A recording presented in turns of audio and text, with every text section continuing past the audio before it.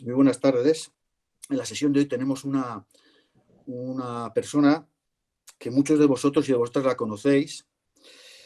Se trata de Marian Rubio, es nuestra profesora de historia, de estética, y nos va a hablar hoy de un tema muy interesante que tiene que ver con el nacimiento de la Unión Soviética.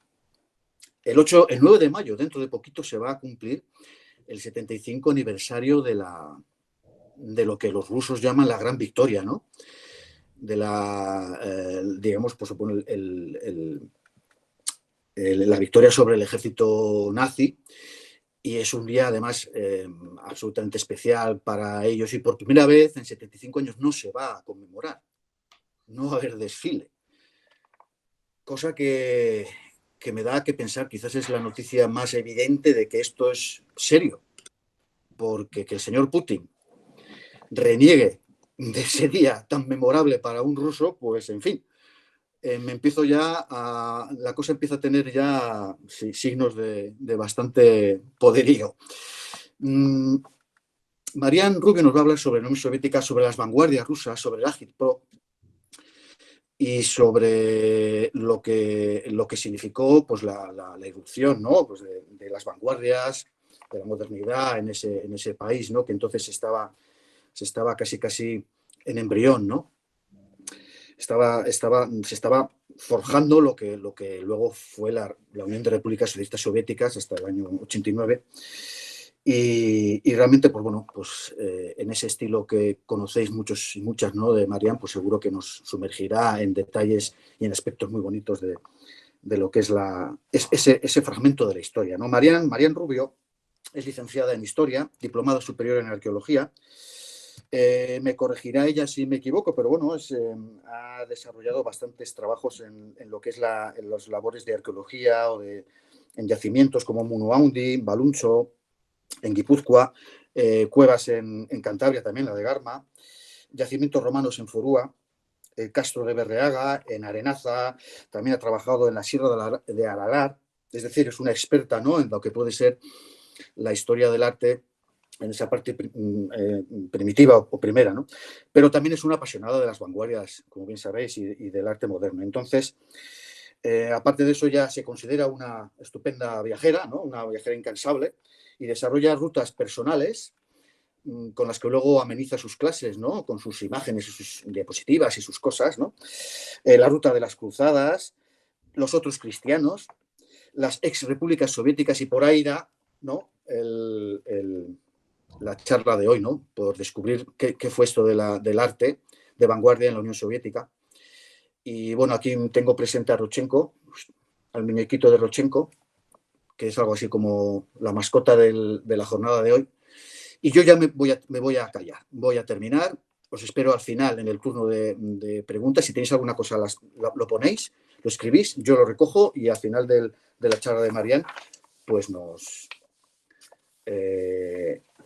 seguimos comentando y seguimos hablando un poco de las preguntas que queréis. ¿De acuerdo? Entonces os dejo con Marian. Marian, cuando quieras. Hola, buenas tardes. Me gustaría saber si estáis viendo la pantalla, si estáis viendo una fotografía antigua. Sí, Marian, sí. Vale, perfectamente. Sí, ya bueno, está. pues vamos a dedicar este ratito de esta tarde de confinamiento a dar unas pinceladas de unos hechos que acontecieron, pues más o menos ahora hace 100 años. Estamos en el 2020 y en 1920 pues se centran muchos de los acontecimientos, de las circunstancias que os voy a contar ahora en este ratito. Bueno, lo primero es presentar un poco cuál es la situación rusa a principios del siglo XX. Rusia era un país que había quedado atrasado, donde la industrialización había llegado muy tardíamente. En gran parte se debía a capital extranjero y se había centrado en las grandes ciudades, Moscú, San Petersburgo y Kiev. Y frente a esto, inmensas extensiones del territorio ruso estaban totalmente ancladas. Hay un ruido que no sé de dónde viene.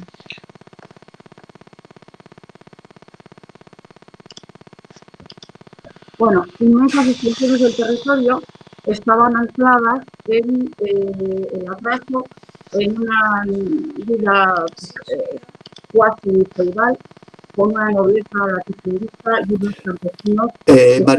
María, perdona, pero soy un poquito como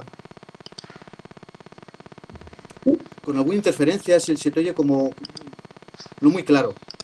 ¿Puede ser? Yo es que oigo un ruido extraño. ¿Ahora sí? Ahora vale. sí. Ahora bueno, sí. pues nos quedamos con esta imagen.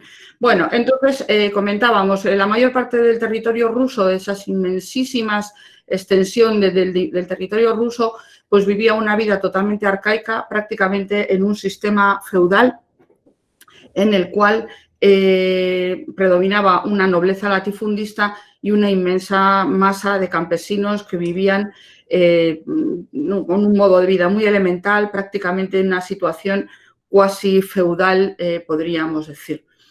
Esta industrialización incipiente que se produce en estas tres ciudades, Moscú, San Petersburgo y Kiev, trae como consecuencia pues, que aparezcan una clase urbana, una pequeña burguesía, que se dan cuenta pues, que el régimen de los zares es algo totalmente anacrónico, que ese sistema político y económico está totalmente fuera ya de lo que puede ser admisible en el principio del siglo XX y se crea una atmósfera de agitación política que trae como consecuencia la revolución de 1905, que es una revolución que resultó frustrada y que fue aplastada con cierta dureza. Pero esto no va a frenar el activismo político que se va a mantener incansablemente durante el margen de tiempo que va de 1905 a 1917. Aquí, por ejemplo, os estoy enseñando una maqueta de lo que era una casa, digamos, de zonas de alrededor de los alrededores de la ciudad, donde se imprimían pues, panfletos y donde se hacían actividades, digamos, subversivas contra el gobierno de los zares. Si os dais cuenta, pues está aquí la casa con su porche y demás, tan normal, y aquí hay una especie de pozo. Fijaros que del pozo sale aquí una conducción por la cual se sube por una escalera y en este hueco oscuro que estamos viendo aquí es donde los revolucionarios se reunían de una manera totalmente escondida, oculta, para que pues, no pudieran ser encontrados por los agentes de los zares, ¿no? Que en cualquier caso, pues si miraban por aquí parece que veían el fondo del pozo y no se daban cuenta que aquí había este lugar secreto y oculto. Bien, junto a esa inquietud, digamos, de tipo político o político-sociopolítico, también nos encontramos que en estas ciudades aparecen unos artistas jóvenes que se sienten totalmente atraídos por el arte que se está haciendo en Occidente. Fundamentalmente se sienten atraídos por París. Frente a la arcaica Rusia, ven a París como un polo de modernidad donde se están produciendo las más importantes novedades artísticas.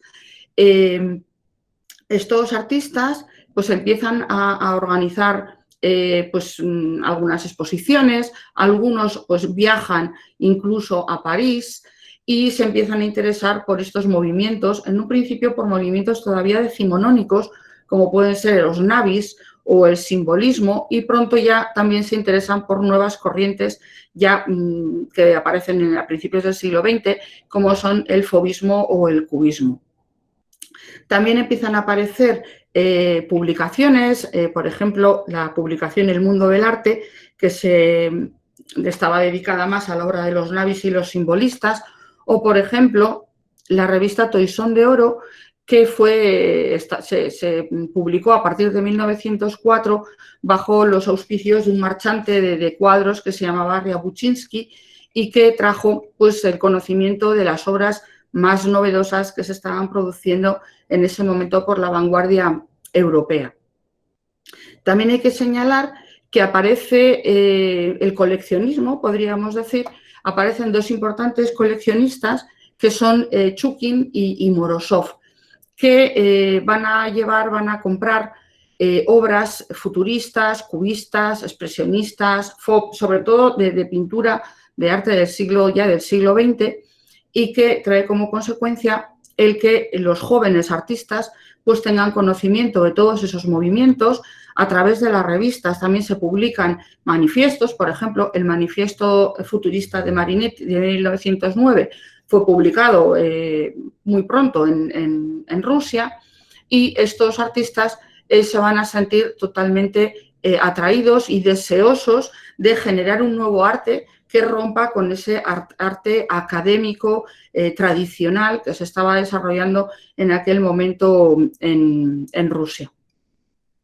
Estos nuevos artistas, estos artistas jóvenes, también van a tener contacto, pues, por ejemplo, con algunos artistas, como puede ser Matisse, que viajó a Moscú para hacer una obra que le había encargado Chukin, una música y danza, y también viajó, por ejemplo, Marinetti, en esa política suya de dar a conocer y de hacer un proselitismo del futurismo por toda Europa.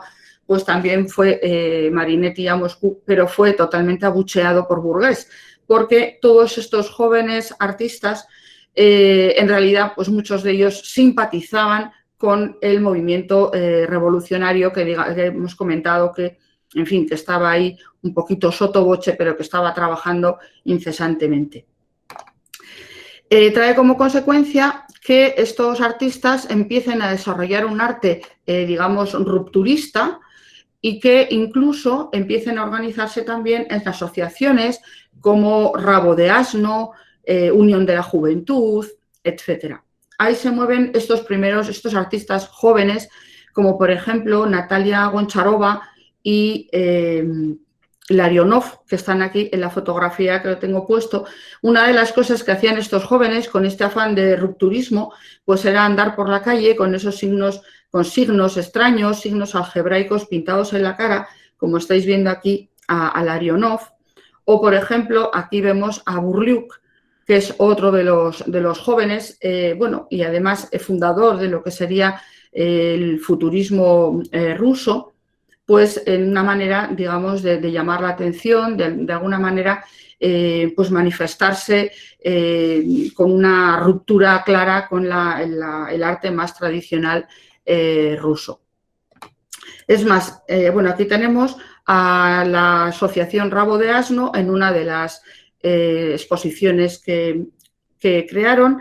En medio es Natalia Goncharova. Y en 1913 aparece lo que sería la primera vanguardia rusa, que es la vanguardia del rayonismo, que fundamentalmente va a ser creado por Larionov y Goncharova, y que como veis postulan, es una obra que se titula Bosque Verde, de Goncharova, y lo que postulan es un arte prácticamente abstracto, donde, se llama rayonismo pues porque evocan rayas, líneas, como si fueran rayos del sol, o con colores pues bastante importantes, bastante llamativos. Igualmente, aunque estalla la Primera Guerra Mundial en 1914, en el estallido de la Primera Guerra Mundial, Larionov y Goncharova estaban en París, estaban trabajando para los ballets rusos de Diaghilev, para los que trabajaron durante bastante tiempo, y se habían alejado ya de la esfera rusa, pero habían creado un caldo de cultivo. Ya en plena Guerra Mundial, en 1915, tenemos otra figura importantísima de la vanguardia rusa, que será Malevich. Malevich había pasado por una serie de etapas, fovista, cubista, futurista, etcétera, y en 1915 lanza los fundamentos teóricos, digamos, del suprematismo. Va a hacer una exposición, esta es una foto antigua de la exposición, llamada 0.10, y que se celebró en Petrogrado, el anterior San Petersburgo, en 1915. Aquí, aunque la exposición se dijo que era una exposición futurista, evidentemente aquí está planteando un tipo de arte totalmente nuevo, como estáis viendo, y en ella también participó Tatlin con contrarrelieves y otros artistas de tipo de vanguardistas. Aquí estamos viendo en la esquina el cuadrado negro sobre fondo blanco, que es donde se supone que Malevich parte en toda su égira de la vanguardia suprematista, partiendo de las bases de la pintura. Se trata de volver al punto cero y hacer una evolución a partir de los conceptos más básicos de la pintura, de las formas geométricas simples, de los colores planos, y empezó por lo más básico de lo básico, que era el cuadrado negro sobre el fondo blanco. Y luego, a partir de ahí, va creando, pues si cortamos el cuadrado son 2 rectángulos, si los cruzamos son una cruz, etcétera, etcétera.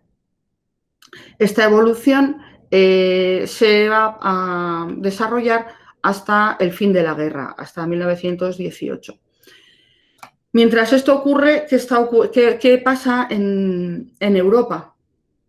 Bien, Europa está en el cataclismo de la guerra, está entre 1914 y 1918, de manera que las vanguardias, todo ese movimiento de vanguardia, digamos, que había sido admirado por los rusos, está medio disolviéndose. Hay artistas que escapan a Suiza, donde precisamente muchos de estos artistas que van a este territorio neutral crean el movimiento Dada, etcétera. Se desdibuja un poco todo el movimiento vanguardista que se había desarrollado en la Europa occidental hasta la Primera Guerra Mundial, o la Gran Guerra, como se le llamó en aquel momento.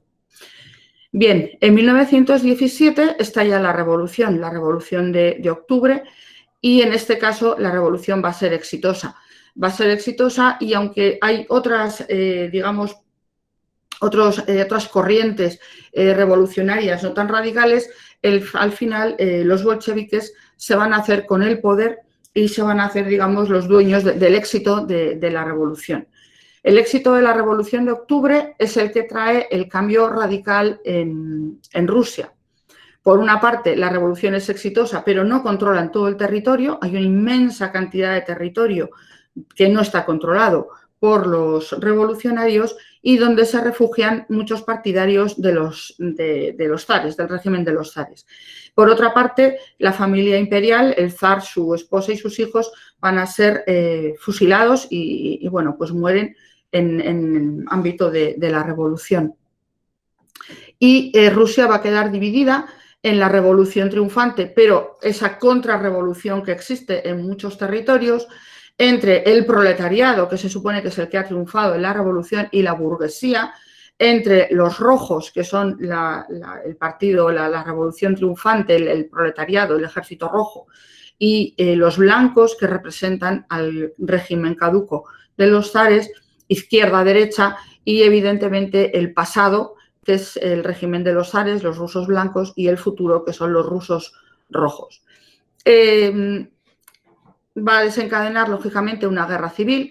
Lo que va a hacer Lenin va a ser hacer un tratado de paz para salir de la Primera Guerra Mundial, el famoso tratado de Brest-Litovsk, que lo hace con los imperios centrales, cediendo una gran parte de territorio tanto a Alemania como al Imperio Austrohúngaro como al Imperio Turco, pero en la idea de hay que cerrar, digamos, la guerra externa para centrarse en la guerra interna, en recuperar todo el territorio ruso, y aplastar a los contrarrevolucionarios todavía existentes, a los rusos blancos. Estos contrarrevolucionarios, incluso al finalizar la Primera Guerra Mundial en 1918, las diversas potencias europeas, bueno, países de todo el mundo en realidad, envían tropas para ayudar a esos rusos blancos, pero en realidad el ejército rojo, pues poco a poco va a conseguir ir venciendo a los contrarrevolucionarios, a los rusos blancos, y en 1921 Lenin controla todo el país. Se ha conseguido expulsar a todos los contrarrevolucionarios, a los blancos, y por fin el gobierno bolchevique tiene el control del país, pero el territorio está absolutamente devastado.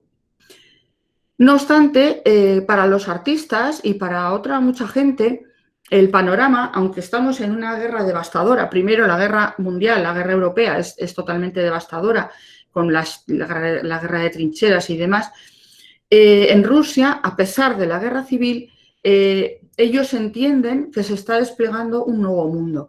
Los artistas y muchos intelectuales entienden que Europa está en una guerra devastadora que termina y queda arruinada para volver a lo mismo, mientras que ellos, la Rusia revolucionaria, digamos que ofrece un horizonte luminoso y lleno de esperanza, donde se van a transformar las estructuras económicas, políticas, culturales, va a cambiar absolutamente la vida social, se van a eliminar las formas viejas de explotación, se va a conseguir que todos los seres humanos sean libres y vivan con dignidad, y los artistas se dejan avasallar, se dejan arrastrar por este influjo del optimismo, digamos, histórico, y consideran que tienen que participar, consideran que esa nueva sociedad que se va a crear coincide con sus aspiraciones estéticas de renovación, es decir, la renovación política, económica, social que trae el gobierno revolucionario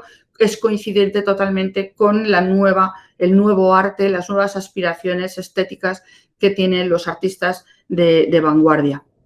Y entonces se va a conseguir romper con ese arte tradicional y crear una nueva realidad.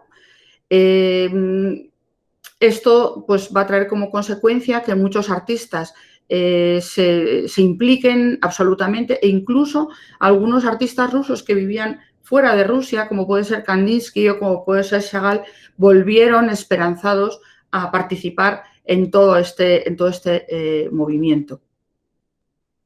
Bien, en estos primeros momentos, y a pesar del mantenimiento de la guerra civil, el gobierno revolucionario pues, va a crear un gran número de instituciones, de asociaciones, nuevas plataformas artísticas. Se crea el Narkompros, que es el Comisariado Popular para la Instrucción Pública, dirigido por Lunacharsky, y que va a crear un departamento especial para las artes plásticas llamado el IZO en 1918. Y además, pues también va a haber por parte de los artistas una intensa actividad teórica. Publican manifiestos, el manifiesto realista de Gabo Pevsner, donde se explica la teoría del constructivismo. Luego el constructivismo fue otra vez, digamos, teorizado por Alexei Gan. Rodchenko y Stepanova lanzan el manifiesto productivista. Bueno, es un incesante periodo de publicación, de redacción de ese nuevo arte, de esa nueva estética artística imparable, ¿no? Y en gran parte se entiende que el arte se tiene que involucrar con la producción, que el artista tiene que dejar de ser tanto artista para pasar a ser, digamos, lo que llamaríamos un diseñador. Fueron muchísimos los artistas de vanguardia que se involucran en todo este movimiento, en todo este proceso, y hay que señalar que hubo muchísimas mujeres artistas que van a participar del mismo. Son conocidísimas Stepanova y Popova, pero hay otras también pues, muy importantes, como puede ser Nadezhda Udalchova, Serebriakova, etcétera. Ya os digo que es muy interesante esa participación. Curiosamente, el país que era el más atrasado de Europa se pone, digamos, a la vanguardia, y entonces eso colmata todas las aspiraciones de todos estos artistas que ven que un mundo nuevo se avecina, ¿no? Van a crear ese mundo nuevo y van a poder construir todas esas utopías que en el periodo anterior habían ido pues, creando en su mente, podríamos decir. Entonces hay que ver cómo son artistas variadísimos que abrazan entusiásticamente el proceso y se vuelcan en participar en la creación del nuevo Estado soviético. Bien, por otra parte, Lenin se da cuenta que el nuevo Estado comunista, el nuevo Estado soviético, tiene que tener nuevos elementos. Una de las cosas que se hicieron bastante rápidamente fue la eliminación total de todos los elementos simbólicos, icónicos, imágenes, etcétera, etcétera, banderolas, todo lo que se os ocurra de la época de los zares. Se eliminaron físicamente del país. Se entiende que es un nuevo Estado y quieren crear una nueva cultura visual desde cero, olvidando todo lo que haya podido ser la tradición de los siglos del gobierno zarista. Para ello, se van a crear nuevas banderas, emblemas, tipografías e incluso hasta nuevas fiestas. Bien, lo primero de todo, que consideran que es lo más básico, es la creación de los emblemas del nuevo Estado. En 1918, Lenin publica un decreto por el cual se tienen que crear los emblemas estatales mediante una serie de concursos. A través de ellos van a surgir los dos emblemas fundamentales que van a identificar al nuevo Estado. Vamos a verlos por aquí. Bueno, esto que estáis viendo son algunas de las obras que hacen en ese periodo. Aquí tenemos el cuadrado blanco sobre fondo blanco de Malevich, que lo pinta justo en 1918 y da por finalizada esa evolución de la pintura suprematista. Ha llegado al final y corta con ello, con el cuadrado blanco sobre fondo blanco, para abrazar la actividad del nuevo Estado. O, por ejemplo, por aquí estamos viendo obras de Rodchenko. Aquí Rodchenko plantea pues un poco el contrapunto, ¿no?, del cuadrado blanco sobre fondo blanco, pues esto es negro sobre negro, también, digamos, dando por finalizada esa fase más artística. Y aquí estamos viendo pues un diseño para un kiosco que hace por esas fechas Rodchenko, o aquí que son diseños pues para lámparas, para cafés. Aquí pues Stepanova y Popova. Estos artistas entienden que evidentemente la misión del artista es colaborar en la nueva sociedad creando objetos, ya no pintura propiamente dicha. Bien, volvemos a los emblemas. Bien, hemos dicho que Lenin publica un decreto para la creación de los emblemas estatales mediante un concurso. Ese concurso trae como consecuencia que hay dos símbolos fundamentales que van a ser elegidos, que los estamos viendo ahí. Son la estrella de 5 puntas, que significa la unión de los trabajadores de los 5 continentes. El comunismo siempre ha tenido un afán internacionalista. Y, por otra parte, la hoz y el martillo, que significa la unión de los dos ámbitos de los trabajadores, que son los campesinos representados por la hoz y los trabajadores industriales representados por el martillo.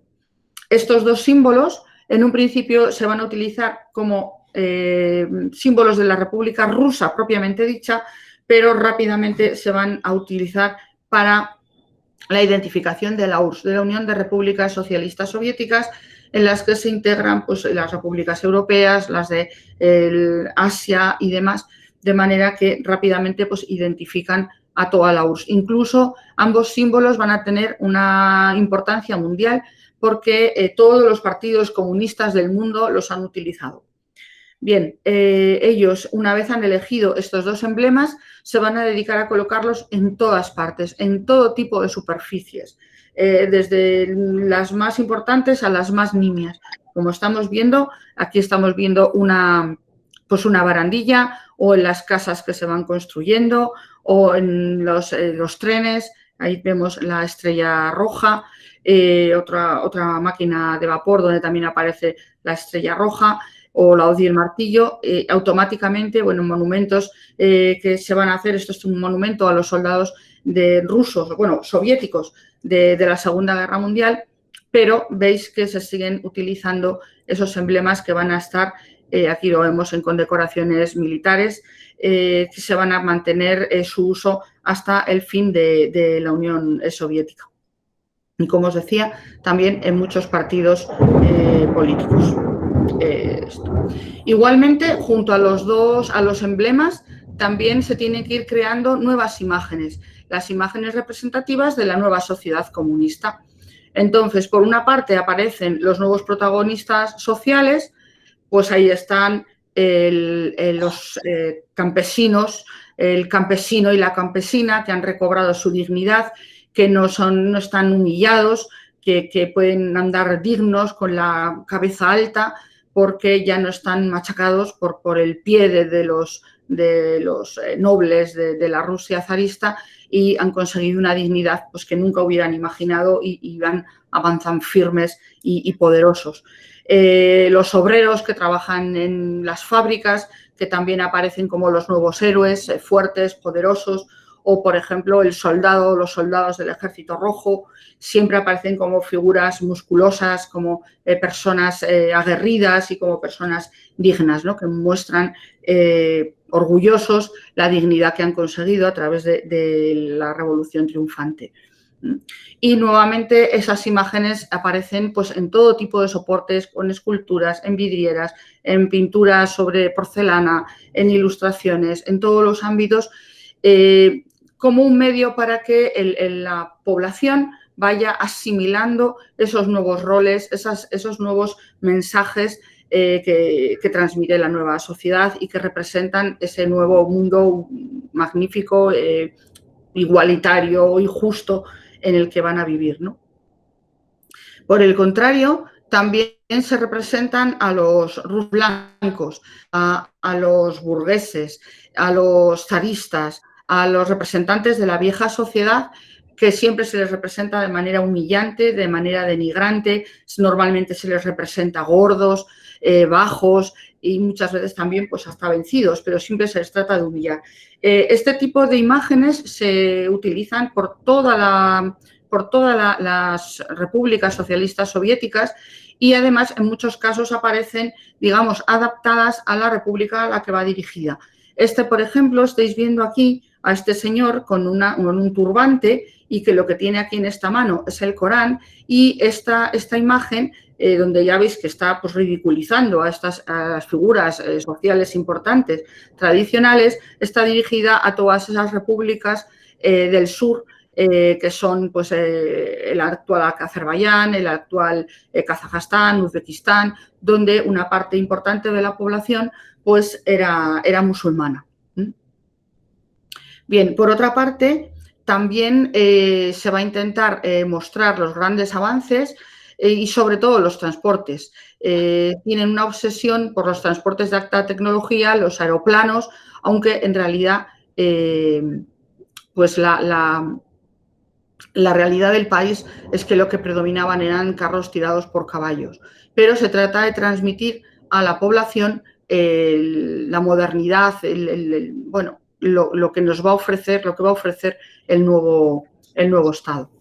También se van a preocupar por la enseñanza artística y se van a fundar las cutemas. Las cutemas son una institución de enseñanza en los que se establece en un primer momento, hay una primera fase entre el año 20 y el año 23, donde es una época más de investigación, un poquito, como os diría yo, un poquito más agitada, donde pensaban que los programas de enseñanza tenían que ir cambiando cada mes, pero tras esta primera fase un poco intensa, podríamos decir, surge un segundo periodo a partir del año 23 en el que ya hay una consolidación de lo que es la experimentación en la enseñanza y donde pues, tenemos importantes personajes de la vanguardia que pasan a ser profesores en las cutemas. Aquí estamos viendo, pues esto es una obra de Popova que participa como profesora en las cutemas, como también participó Malevich, y donde no solo ya llevan los alumnos una formación artística de color, dibujo, historia del arte, etcétera, etcétera, sino que también buscan la colaboración con la industria, bueno, pues con la naciente industria comunista, para llevar a cabo la realización de los diseños que hacen los alumnos de las cutemas. Bueno, vamos a dejarlo aquí en esta leve pincelada porque de las cutemas pues que no son excesivamente conocidas, pero aportaron cosas muy importantes. Pues como ocurre con la Bauhaus, pues tendríamos para hablar toda una charla bastante extensa.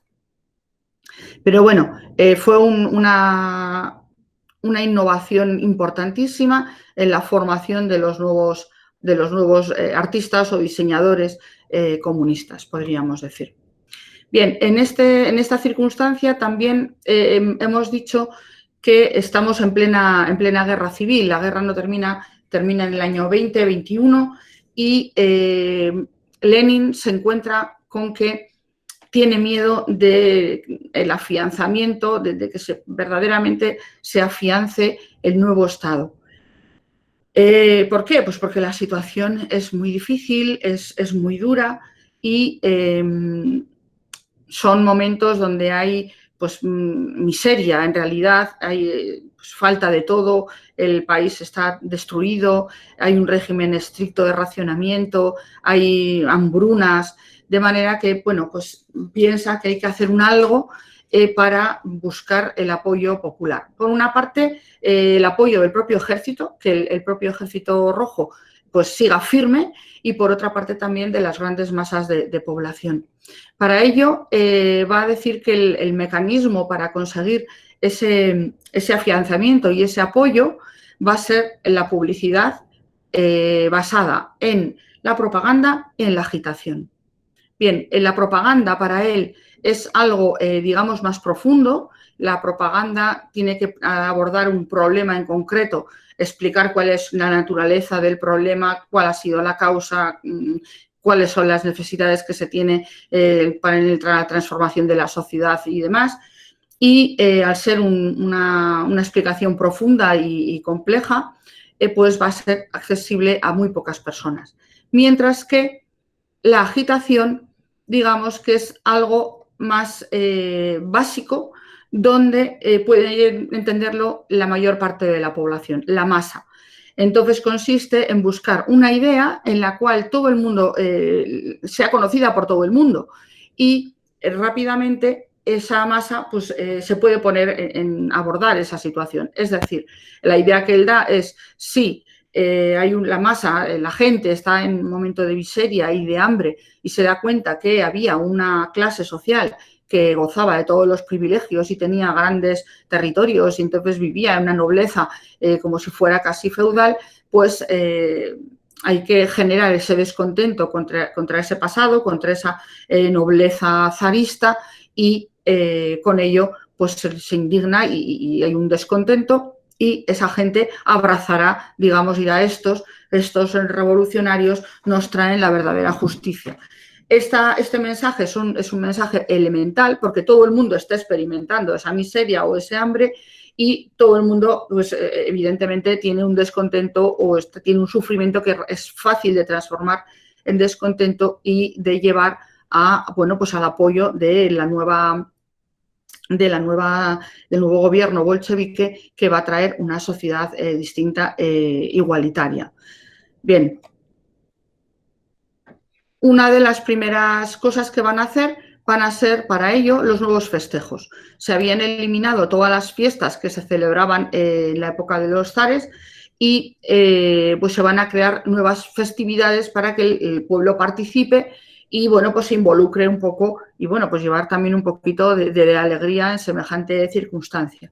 Las dos primeras festividades que se establecieron fue la celebración del 1 de mayo y el primer aniversario de la Revolución.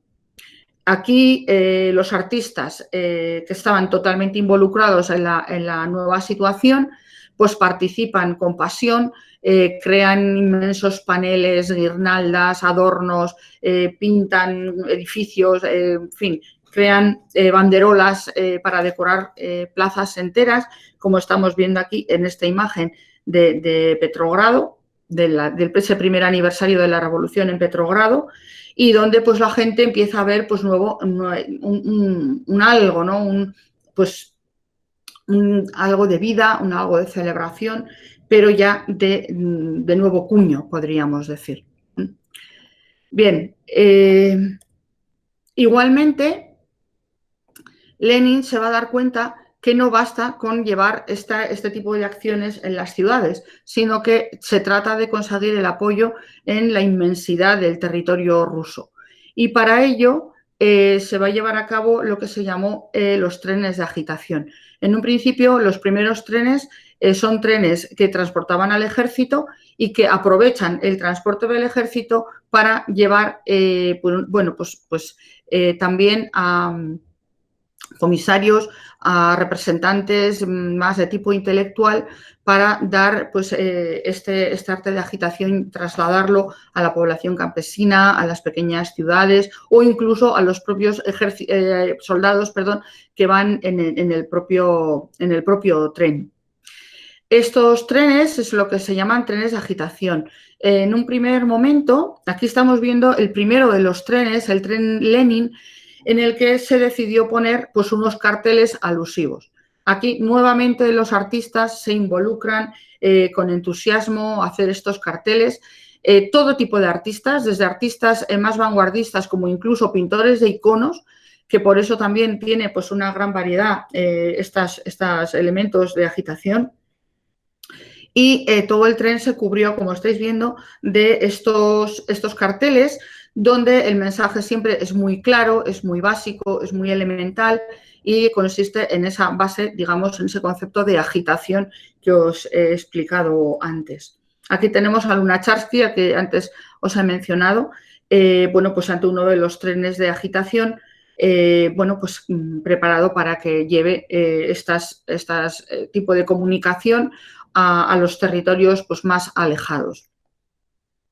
Aquí tenemos pues, otro de los trenes. Los trenes en un principio se hacen con carteles, pero rápidamente se dan cuenta que los carteles se despegan, los carteles se estropean, incluso hasta con el propio movimiento del tren, y entonces tienen que pasar a pintar directamente sobre las paredes del tren, como estáis viendo. Los trenes llevan eslóganes muy sencillos e imágenes que puedan ser comprensibles por una masa, digamos, analfabeta. La mayor parte de los campesinos eran analfabetos. Y, bueno, luego hay eslóganes sencillos pues para la gente que vive en pequeñas ciudades y demás que, bueno, pues ya pueden tener una formación, digamos, por lo menos básica. En los trenes estaba establecido qué elementos tenían que ir. Entonces tenían que tener una biblioteca, un aula, una cantina, una sala de teatro y cine. El cine va a ser fundamental en este primer momento, va a ser como un gran descubrimiento.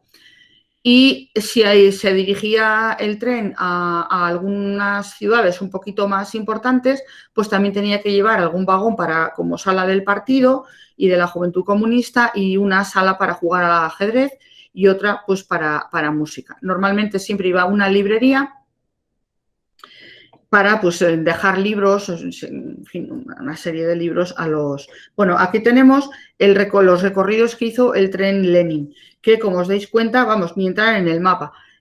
Son recorridos extensísimos y daros cuenta que estamos hablando de toda la Rusia asiática, donde, bueno, pues los territorios, hay grandes extensiones de tierra donde había campesinos que parece que se acercaban al ver al tren pasar, que les llamaba la atención al estar pintado de colores llamativos, que muchas veces incluso pues se reían, pero luego si sabían que iba a parar en algún sitio cercano, pues parece que acudían con entusiasmo a ver estos trenes. Y aquí tenemos pues la imagen de una biblioteca de estos trenes con los intelectuales, los que van a hacer ese tipo de discursos, de agitación a estas masas que se acercaban, como estamos viendo aquí, uno de los trenes que va a las famosas repúblicas del sur, las repúblicas caucásicas, las repúblicas que comentábamos antes, y donde pues la gente, los campesinos se acercan pues totalmente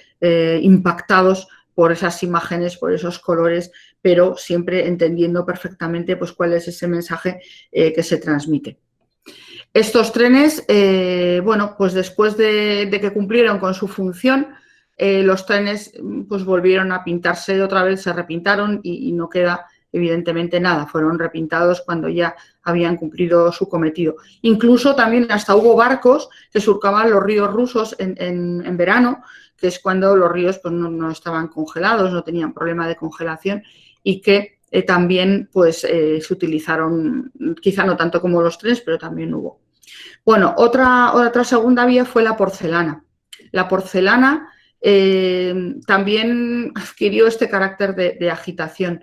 En realidad, en Rusia había importantes fábricas de cerámica que se remontaban al siglo XIX y desde el punto de vista técnico hacían una porcelana de gran calidad. ¿Qué ocurre? Que debido a la revolución había pues, fábricas de porcelana que habían quedado inactivas y que habían quedado pues, prácticamente casi subsistiendo o medio cerradas. Entonces, el Soviet de Comisarios del Pueblo va a decidir que esas fábricas pues, tienen que entrar otra vez en actividad. Y se lleva a cabo una formación de los jefes y de los obreros, una formación artística, e incluso se va a llamar nuevamente a los artistas para que participen en la renovación de la cerámica. La cerámica, como es algo que se utiliza de una manera muy generalizada en la vida cotidiana, pues tiene que ser también un elemento para transmitir este mensaje de agitación. Entonces, en un principio se va a reactivar con mucho éxito la Fábrica Nacional de Porcelana, donde se encuentran que hay una gran cantidad de stock de la porcelana, pues que se había fabricado y no se había terminado de decorar, y entonces había un gran número de piezas en blanco que les faltaba, digamos, el decorado de las piezas. Entonces lo que van a hacer es diseñar los temas que se van a pintar en estas piezas estocadas. La mayor parte de ellos van a llevar nuevamente mensajes de agitación, o bien aparecen fechas, aparecen textos donde pues, dicen: proletarios del mundo, uniros, la nueva URSS traerá una nueva vida, un nuevo mundo, derrotemos a los blancos. Este tipo de mensajes claros y básicos, donde la gente que va a utilizar esa porcelana diariamente pues va a ir casi de una manera imperceptible pues asumiendo y digamos entendiendo y admitiendo y haciendo suyos también esos objetivos. También son muy frecuentes, bueno, fechas importantes o, por ejemplo, los emblemas, nuevamente la estrella roja y el martillo, aparte de textos, imágenes, por ejemplo, aquí tenemos la figura de Lenin, la estrella roja, etcétera. Son porcelanas mensajes muy claros. Nuevamente aquí tenemos objetos creados para las famosas repúblicas del sur, donde, pues por si acaso, aparecen textos en árabe, pues por aquellos, digamos, que eran de religión musulmana. Aquí tenemos otro más.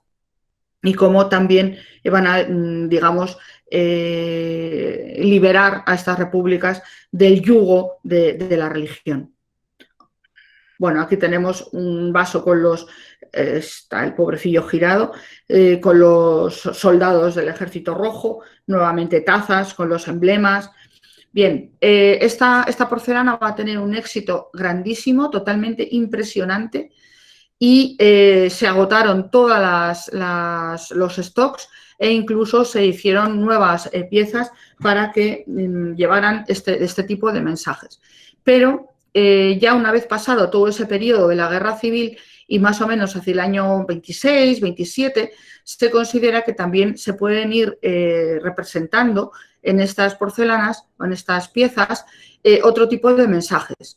En algunos casos, como estamos viendo aquí, se trata de llevar las últimas consideraciones estéticas del suprematismo, por ejemplo. Hay diseños próximos a la estética del suprematismo, entonces se llevan este arte abstracto, este último momento de pintura abstracta, a la decoración de las piezas cotidianas. Y sin embargo, también tenemos una búsqueda de cambiar las propias formas de la porcelana. Y esto que estamos viendo es un diseño del propio Malevich, donde considera que no tiene que ser trasladar la pintura a la pieza, a la taza o al plato o a la cafetera o a la tetera, sino que lo suyo es crear una nueva estética, unas nuevas formas para las tazas y las teteras, como estáis viendo aquí en estos modelos, pues que además pues parece que tienen una gran modernidad, pero os recuerdo que tienen 100 años. Y también, debido al éxito, pues van a aparecer representaciones artísticas, digamos, de corte más moderno, como estamos viendo aquí, o por ejemplo, donde se transmitan los grandes avances, la tecnologización del país, con los famosos aeroplanos que les van a encantar, apuestas estéticas novedosas. Aquí se junta un poco también la vanguardia artística, digamos, esas formas con el contenido pues, más de tipo político, con los soldados rojos y demás. O, por ejemplo, aquí tenemos también nuevas formas como el famoso biberón que diseñó Tatlin. Esta porcelana tuvo éxitos importantísimos en exposiciones internacionales y por eso fue pues, muy potenciada por el gobierno comunista. Participó en diferentes ferias en Londres, en Lyon, en Estocolmo, en fin, fue muy exitosa.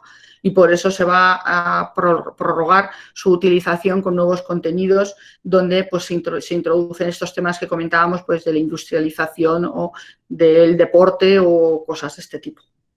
Bien, otro ámbito van a ser los famosos carteles Rosta, que es lo que estáis viendo aquí.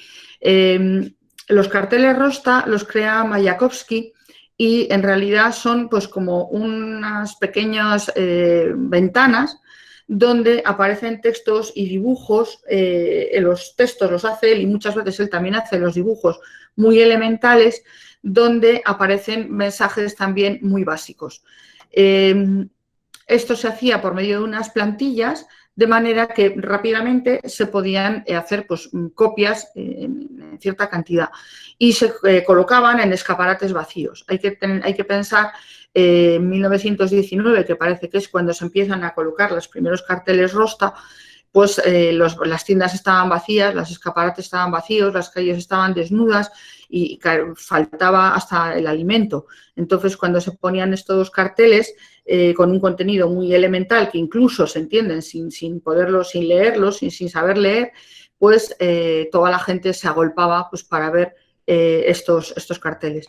Parece ser que con estas plantillas en 3 o 4 días se podían conseguir 300 copias que incluso llevaban a ciudades medianas de todo el país. Y otro ámbito importante que va a participar en este arte de agitación pues van a ser elementos pues, secundarios, por ejemplo, textiles. En los textiles hay pues una actividad incesante donde en primer lugar se van a preocupar del mensaje que transmite ese textil. Los textiles en un principio se diseñan para vestidos de personas, para indumentaria para hombres y mujeres, pero luego también se van a llevar a cabo textiles para la decoración de interiores o para el tapizado de los muebles. Nuevamente se incide en los grandes avances que nos ha traído el Estado comunista. Y pues aquí estáis viendo este tejido, que es el de los dirigibles, o aquí, por ejemplo, este otro que es la alfabetización. Y entonces vemos, entiendo que estáis viendo la bola del mundo y aquí estamos viendo a una joven, a otra joven, a otra joven, a muchas jóvenes que se repiten modularmente. Y esto que lleva en la cabeza es el pañuelo que llevaban la mayor parte, bueno, todas las campesinas rusas llevaban ese pañuelo, es muy identificativo y además son mujeres, de manera que se transmite como también la mujer se ve elevada en su valoración en la sociedad y donde también va a participar activamente en la creación del nuevo Estado. O, por ejemplo, este otro tejido que es la industrialización, la industria pues, floreciente que nos va a traer el Estado bolchevique. Y aquí tenemos también unos diseños de Stepanova para ropa deportiva, porque incluso también se plantea la idea de tenemos que tener ya no solo tejidos diferentes, sino ropas diferentes. Y aquí pues la vemos a ella posando con uno de sus diseños. O aquí, por ejemplo, tenemos pues una pequeña intervención artística con unas jóvenes que están todas ellas vestidas con los diseños de Stepanova. Esto que vemos aquí es un diseño de Popova. Popova también se va a crear muchos diseños con esa nueva estética abstracta que había ensayado primero en su obra pictórica, pero que luego, como comentábamos, consideran que la pintura tiene que ir aplicada, tiene que estar, o sea, aplicada no, tiene que revertir en objetos para el uso de la sociedad soviética. Entonces aquí tenemos pues un diseño, aquí tenemos pues varios diseños de tipo geométrico con modelos que bueno, tampoco se diferencian tanto de los que podían llevar las mujeres occidentales o aquí pues con uno de estos vestidos puestos. Y aquí lo que os comentaba, también se van a crear textiles para la decoración del hogar y como estáis viendo, pues aquí tenemos a la figura de Lenin y en la parte inferior, como estamos viendo aquí, nuevamente esa reivindicación de la modernidad, de la industrialización, de las factorías, de chimeneas, de fábricas que trabajan incesantemente. Incluso hasta se van a crear una nueva joyería, nuevos elementos de adorno que se, digamos, relacionen nuevamente con el Ejército Rojo, la Rusia Roja, la Unión Soviética Roja, la Estrella Roja y demás. Y evidentemente también el campo de la publicidad y de los carteles, digamos, va a tener una función de agitación. Aquí estamos viendo una obra muy famosa que es de Lisitsky, que se llama Atacad a los blancos con la cuña roja, que es, bueno, pues también con un contenido bastante elemental. O el famosísimo cartel de Rodchenko, donde anuncia una librería, la librería Lenin, donde ofrecen, como nos explica aquí, libros de todos los temas. Para ello, Rodchenko llevó a cabo esta fotografía de una artista que formaba parte del grupo para llevarla a este fotomontaje. El fotomontaje fue un descubrimiento y luego va a ser utilizadísimo en todo el ámbito de la propaganda, de la publicidad soviética. O, por ejemplo, aquí que son envoltorios para caramelos, son los caramelos Estrella Roja.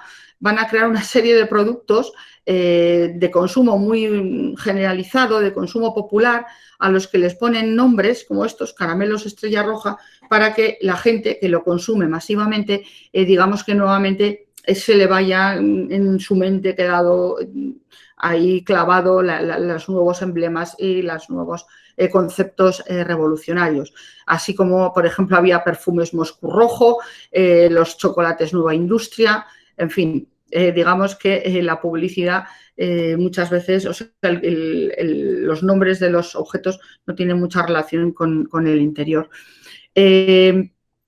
También hay un cambio importante en el diseño de los carteles, donde se ve un geometrismo y la utilización de signos claros, de letras gigantes, de exclamaciones, donde, bueno, pues siempre se transmita un mensaje muy claro. Aquí estamos leyendo en esta parte de abajo, Nigde Krome Kaku Mosel Prome.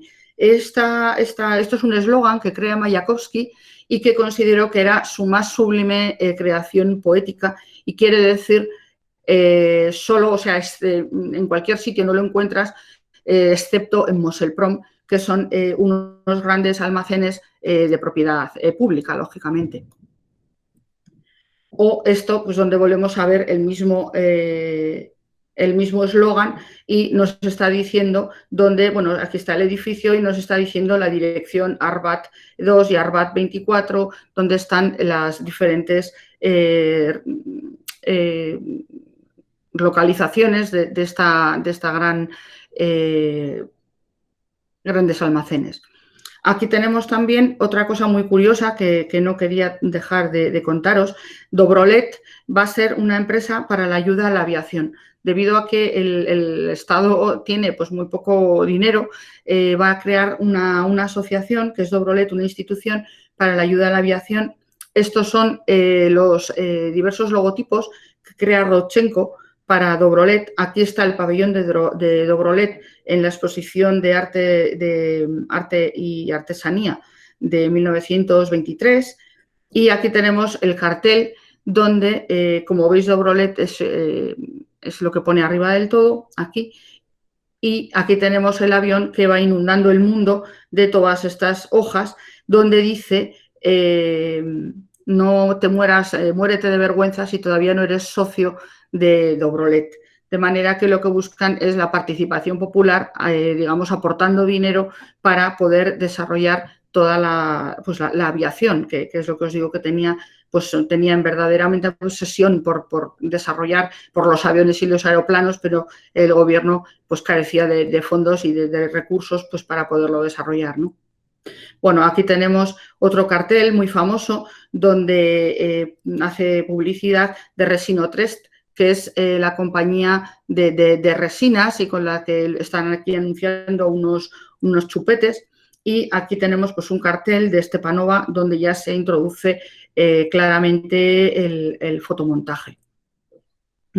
Bien, no solo se va a llevar al ámbito del diseño, o sea, de los carteles de agitación, sino que estos artistas entusiasmados también van a crear otros formatos, otros diseños. Pues, por ejemplo, aquí estamos viendo una revista de música. Bueno, pues aquí hay otro diseño, esta es de Popova, o aquí también tenemos diseños de Rodchenko. Aquí tenemos la portada de Rodchenko para la revista Lev, que también fue una revista muy importante, o aquí pues un deseo también de renovar lo que sería la literatura, los cuentos infantiles, con Lisinsky y la famosa historia de dos cuadrados. Bueno, todos estos afanes y toda esta participación entusiasta de los artistas en la consecución del nuevo Estado comunista, pues en realidad tuvo pues una duración corta. Ya hacia 1930, tras la muerte de Lenin y ya, bueno, Lenin había muerto en el año 23, pero con la subida al poder de Stalin, Stalin va viendo que ese tipo de arte es demasiado transgresor y que, en fin, hay que ir cortándole las alas de manera que irá siendo perseguido y se va a ir hacia un nuevo realismo que dicen que es más fácilmente entendible por las masas y que sobre todo a Stalin le da pues como menos miedo. Aquí tenemos, pues, se lleva pues a una estética de las monumental, de grandes dimensiones. Aquí tenemos una estatua de Lenin y, bueno, la estatua actualmente que está totalmente retirada de la circulación, pero bueno, pues esta estética propagandística de grandes dimensiones, de impresión, de los grandes formatos que tuvo, en fin, fue consecuencia de la llegada de Stalin al poder. Aquí vemos a los dos nuevamente en otro de estos tapices, digamos, de carácter publicitario y supuso pues un giro, una vuelta atrás. Muchos de los artistas se escondieron, otros se escaparon y Mayakovsky en 1930, viendo por dónde iban a ir los tiros, se suicidó. Y así termina la participación de todos estos artistas en la creación de todas estas nuevas propuesta estética. Y de ahí se da la vuelta al famoso realismo soviético. Bueno, con esto doy por terminada. Aquí estamos viendo como para adorno y para fondo un poco de imagen lo que es un aula de reeducación que instauró Stalin para todos aquellos que se habían desviado del camino recto del comunismo. Y bueno, pues una manera de intimidar, en fin, un giro de lo que podía haber sido la utopía, pues que se convirtió en el horror.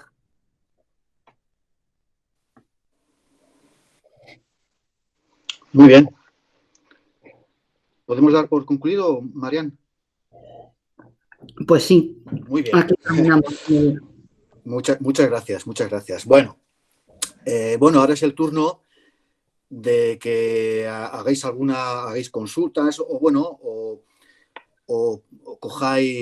pongáis vuestro nombre y os doy paso sin ningún problema, no os cortéis, que yo creo que es imposible no sacar algún tipo de pregunta o cuestión, ¿no? Yo cuando la gente ya se ponga ya caliente con el tema y empiece a preguntar, hasta entonces yo quería hacerte una pregunta que puede ser otra charla. Por eso te pido, Marian, un poquito de concreción, porque si no nos podemos ir a otra charla. Claro, hemos visto lo que ocurría en la Unión Soviética, digamos, en un periodo determinado de tiempo, con el arte y con el diseño, ¿no? Por otro lado, en otro sitio en Europa también se estaba desarrollando o se estaba de alguna manera estructurando una nueva forma de entender la vida y una nueva manera de ver el arte, que era el nacionalsocialismo en Alemania, que también tenía una capacidad en el arte, ¿no? el arte para ellos tiene una capacidad tremenda también de expresión ideológica, ¿no? Entonces, ¿tú qué opinas de la autonomía del arte? Es decir, ¿hasta qué punto podemos observar una obra nacida bajo el estalinismo o una obra nacida bajo el paraguas del nacionalsocialismo? ¿Hasta qué punto podemos crear una especie de búnker estético que hagamos apreciar la obra por encima de lo que significan? ¿Cómo ves tú esa situación?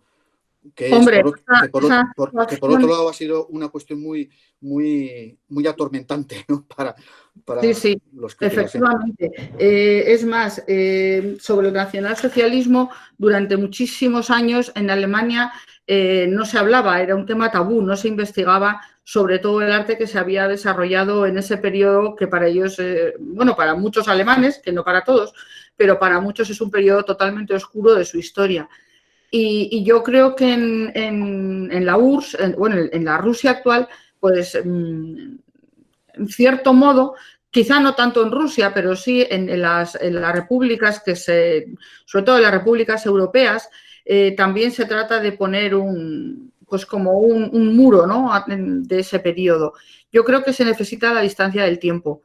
Y en Italia pasó lo mismo con los futuristas. En el periodo de entreguerras hay un segundo futurismo que también fue como, digamos, abandonado y olvidado durante mucho tiempo porque se entendía que también era un movimiento que había estado en connivencia con Mussolini. Entonces, yo creo que se necesita un tiempo para que se vea, cuando ya no queda nadie vivo de todo ese periodo y cuando ya se puede ver con la frialdad de la distancia, es cuando creo que se puede abordar de una manera más o menos sana. Si no, es imposible, digamos, abordarlo con objetividad, porque pues que puede, en fin, yo creo que puede lo pasional, y está bien, ¿eh? Yo creo que también es muy diferente cómo podemos abordar este tema personas de Occidente que esto nos queda lejano y una persona del propio país donde, bueno, pues todavía le quedan los recuerdos que le contó su abuelo, ¿no? Entonces, yo creo que la distancia del tiempo es importante. Eso ocurre también con la música de Wagner, ¿verdad? Dentro del contexto judío, que prácticamente es imposible de oír sin que se le revuelvan las tripas, ¿verdad? Claro, es imposible. Es imposible, es una cosa humana. Muy bien. Pero bueno, la misma, digamos, hay que poder abordarlo con objetividad y con indiferencia, digamos, visceral. O sea, lo mismo que nosotros podemos hablar tranquilamente de la peste bubónica del siglo XIV, pero si nos ponemos a hablar del coronavirus, que lo estamos sufriendo y que habrá dejado marcada a muchísimas personas que hayan podido vivirlo en sus carnes, pues es totalmente distinto. Muy bien, muchas gracias. Miquel Erquiaga, no sé si quieres tú mismo preguntarle viva voce o leo lo que has puesto, como quieras. Opa, ¿se me escucha? Venga, adelante, sí, perfectamente. Nada, mira, yo soy una persona, bueno, bastante interesada, he estudiado arte y tal, y bueno, la verdad que me ha interesado un montón lo que has expuesto y muchas gracias. Entonces, nada, te quería preguntar, has comentado varias cosas sobre el simbolismo de la estrella y me he fijado, por ejemplo, que en los cuerpos de seguridad de Rusia ahora la estrella se sigue utilizando. Creo, o sea, no es de lo que has hablado, porque no es en el contexto de esa época, pero quería preguntarte qué importancia crees que sigue teniendo, a qué se refiere a que ese símbolo siga estando ahí. Hombre, porque al final lo tienen absolutamente asumido. Y por otra parte, no hay que olvidar que Putin procede del aparato del Partido Comunista. Efectivamente. Entonces, quizá en la Rusia actual no se haya producido un corte tan radical. Incluso hay gente hasta que está, digamos, deseosa o recuerda, le parece que aquellos tiempos fueron grandes tiempos, ¿no? De una gran potencia. Incluso yo creo que en el ejército, en uniformes del ejército actual, en muchos casos se conserva la estrella roja. Sí. Y en realidad es un elemento que es como el recuerdo de un viejo esplendor, ¿no? De lo que fue la Unión Soviética, que fue la gran potencia enemiga de de Estados Unidos, o la otra gran potencia mundial, es como un periodo heroico de su historia. Y bueno, incluso en muchas de las ex-repúblicas soviéticas actuales son, digamos, pequeñas dictaduras y todavía muchas veces se conservan los presidentes, son personas que pertenecieron también al partido, a la KGB o a las más diversas instituciones, digamos, oficiales, y que luego, pues, con el nuevo aire de los vientos, se intitularon presidentes y están ahí, y si no son ellos, son sus hijos. Entonces, de alguna manera, es un pasado que no terminan de rechazar, podríamos decir, ¿no? Que yo creo que les enorgullece. Vale, gracias. Gracias, Miquel. A ver, Gerardo Gallinger, pones turno de preguntas. No sé si es que quieres hacerte una pregunta o nos avisabas de que ahora es el momento de las preguntas. Te abro paso en cualquier caso. Hola, ¿me escuchas? Sí, perfectamente. Sí. Adelante. ¿Qué tal? Buenas tardes. Muy bien, buenas tardes. Buenas tardes. Nada, agradecer de vuelta este ciclo de charlas que me parece muy interesante y bueno, animaros a que cuando termine este ciclo sigáis con esto porque me parece muy interesante. A mí me gustaría hacer alguna reflexión y hacer tal vez una asociación un poco anárquica, si se me permite, entre la charla de ayer de la realidad virtual y el constructivismo, porque, bueno, el constructivismo vino a crear una realidad, ¿no es cierto?, dentro del mundo del arte, una realidad que expresaba las nuevas ideas políticas en ese momento en la Unión Soviética.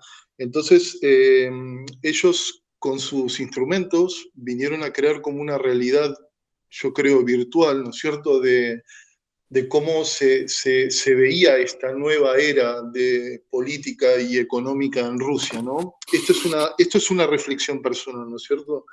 Yo me gustaría, Mariam, la verdad, que viendo que estás tan puesta en estos temas, organices una charla sobre las bautemas, ¿no es cierto? Porque me parecen un elemento importantísimo, dentro de lo que fue el constructivismo, y siendo que estas charlas que ustedes están organizando las organiza una escuela de arte, ¿no es cierto? Y que las bautemas fueron unas escuelas de difusión del arte constructivista, veo bastante relación, digamos, entre la escuela que ustedes están llevando adelante y las bautemas, y creo que un diálogo entre estas dos situaciones podría ser muy enriquecedor. Entonces, como tú dijiste que tenías material sobre eso y que podías organizar una charla, bueno, igual una forma de continuar con este ciclo sería que organices una charla sobre esto que me parece muy importante.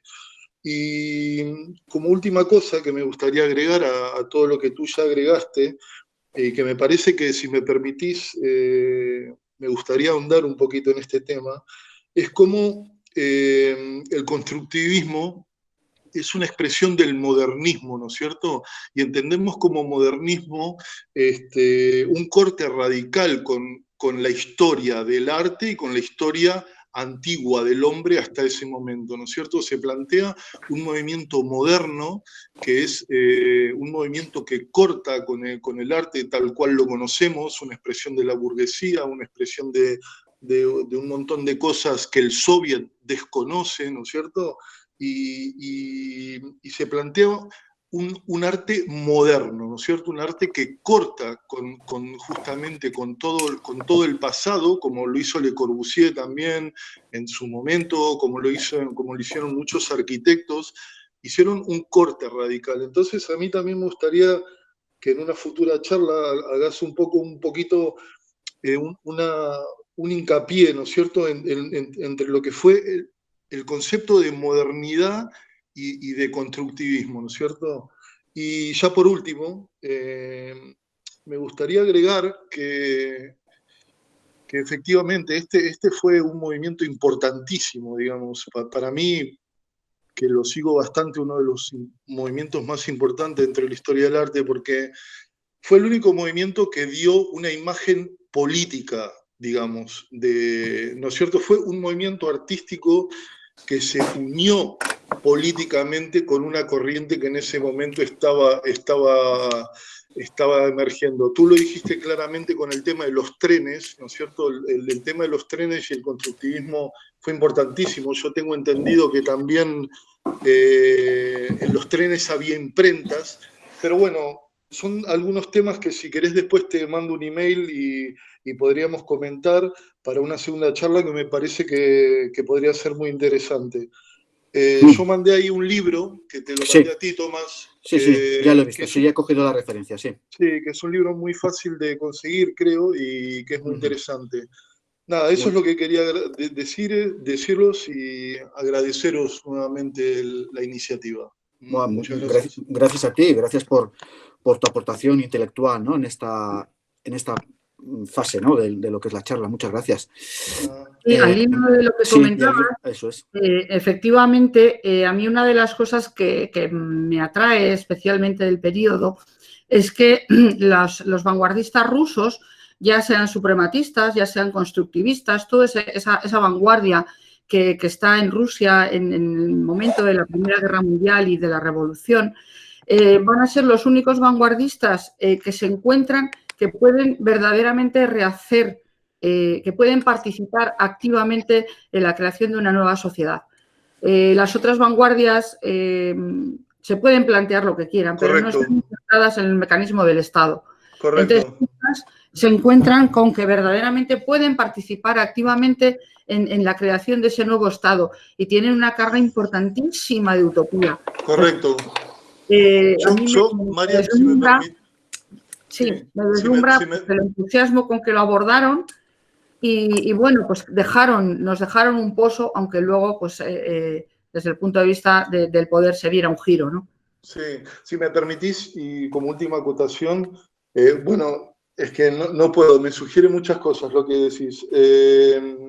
Es que cuando tú bien dijiste la llegada de Stalin al gobierno, me gustaría que también, y te pido por favor que organices una segunda charla con el tema de los bautemas, cómo tanto el arte en Estados Unidos como la Bauhaus en Alemania se nutrió de todos estos exiliados, artistas exiliados soviéticos, que se exiliaron al Bauhaus, ¿no es cierto?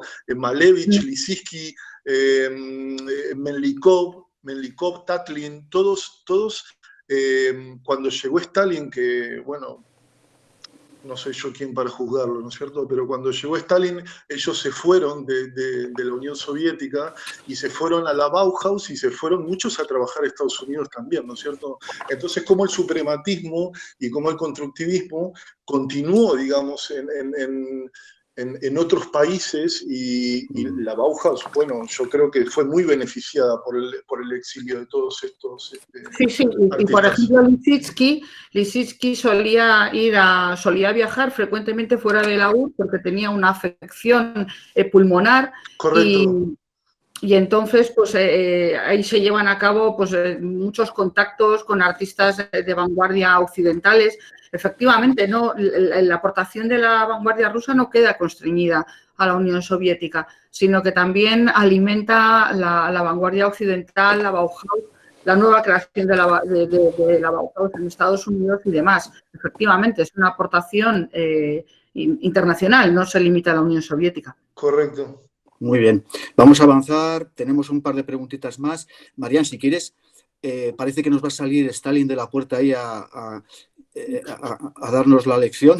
Si quieres quitar y poner tu pantalla perfectamente, y así te vemos cuando hablas tranquilamente y ya normalizamos un poco las pantallas y ya está.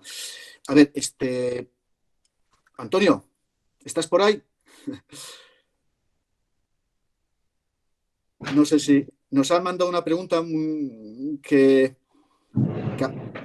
Antonio, no. Aparte de Popova, Stepanova, si tienes alguna otra referencia de autores mujeres, de creadoras mujeres. Sí. Hay muchísimas mujeres que van a participar en todo el ámbito de la de la vanguardia, con nombres bastante... Alexandra Exter, por ejemplo, a ver, que me acuerde...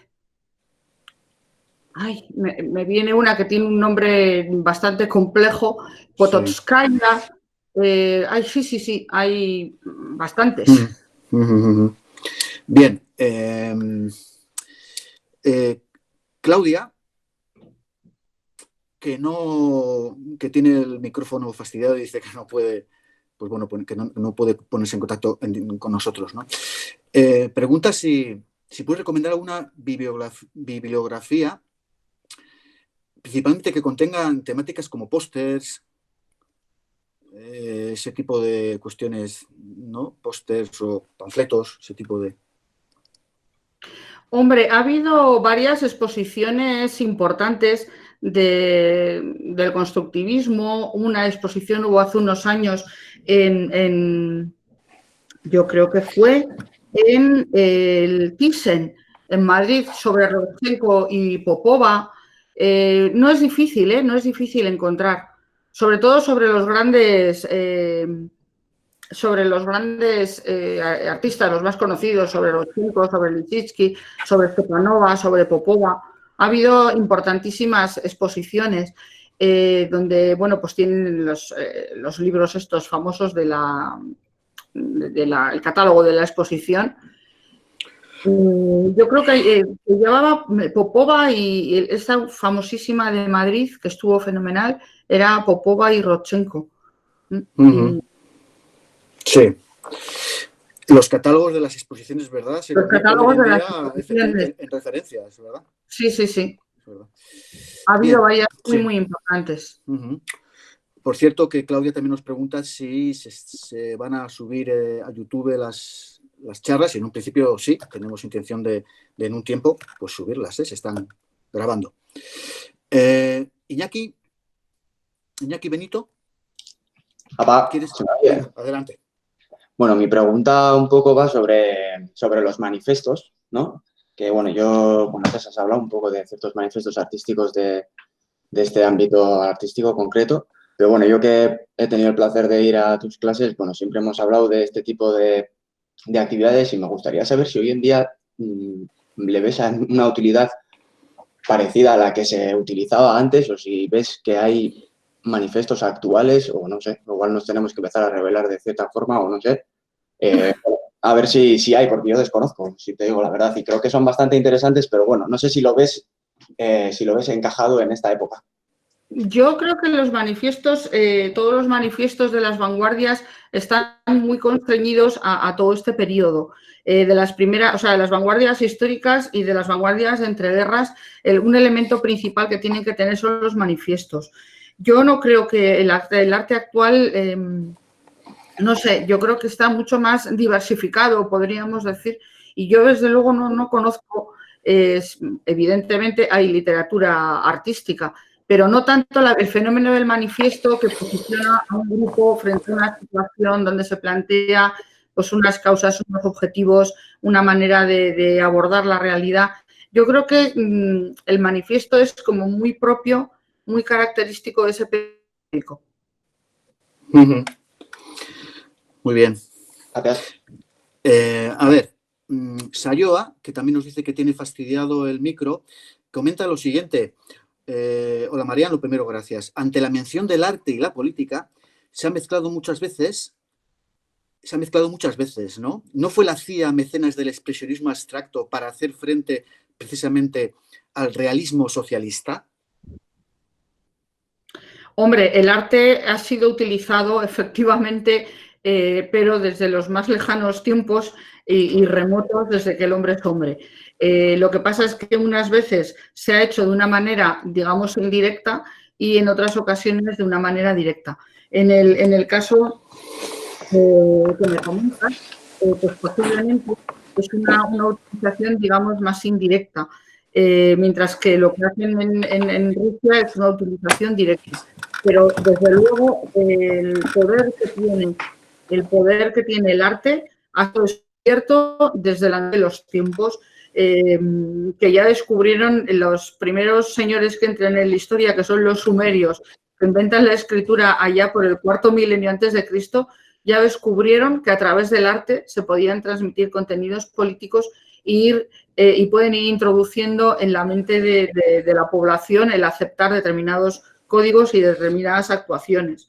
O si nos vamos al arte romano. O sea, el arte siempre ha sido utilizado por los políticos, siempre que han podido, para transmitir los contenidos que le ha interesado.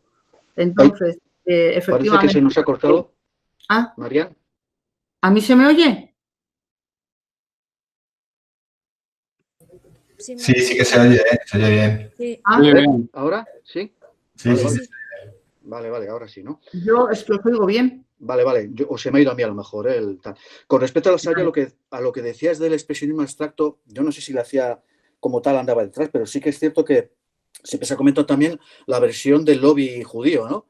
Que se empezó a introducir en las galerías de arte para promover un arte fundamentalmente iconoclasta, como la propia cultura judía, ¿no? Entonces, por eso el expresionismo abstracto, como su propio nombre indica, elimina la figura o la forma, ¿no? O sea que, con respecto a las influencias de lobbies o de determinados elementos políticos o ideológicos con respecto a los movimientos o las tendencias, pues a lo largo de la historia, como ha dicho Mariana, ha habido muchísimos, ¿no? Muchísimos, sí. De una manera indirecta o sibilina, pero sí es evidente, efectivamente. Vale, claro, sí. Tenemos un par de minutitos antes de llegar a las 8. Entonces...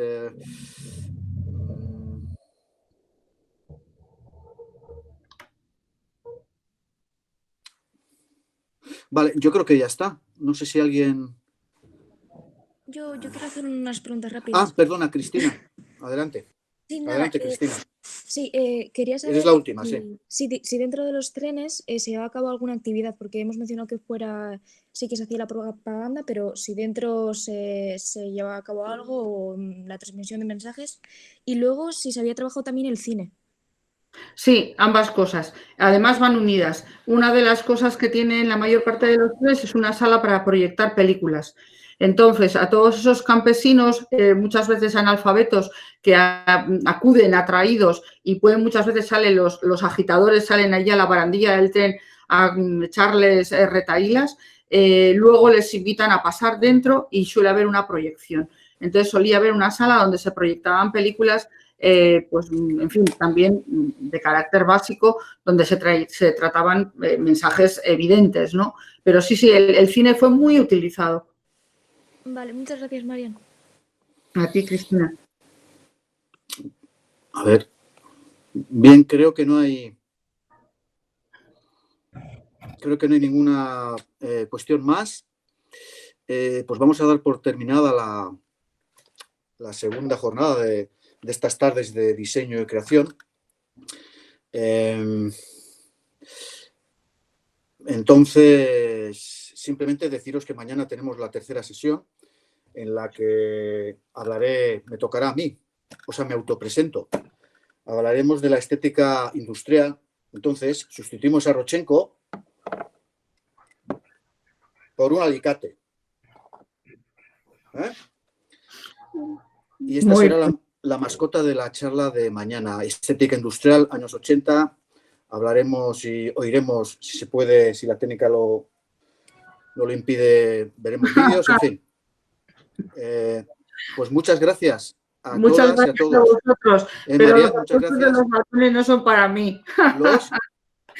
Me dice Iñaki Benito que me están aplaudiendo de los balcones. Bueno, pues lo trasladamos vía online a ti, justo, casualidad. Pues muchas gracias. Bueno, muchas gracias. Buenas tardes. Vale. Adiós a todos, a todas. Adiós.